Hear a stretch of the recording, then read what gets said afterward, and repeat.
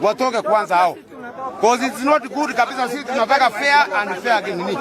Hatuna siasa mambo ya nini. Tuwateka pesa na magunia. Sheria ikubaliwe. Hairuhusiwi kiwanja. That is good. Na waje kuwe fair. Na kampeni iliisha nini pesa wamejificha pale wanaendelea kupeana pesa hivi tukiona tu sisi. Walikuwa na pesa na magunia. Waenda nje waendelee hiyo biashara yao.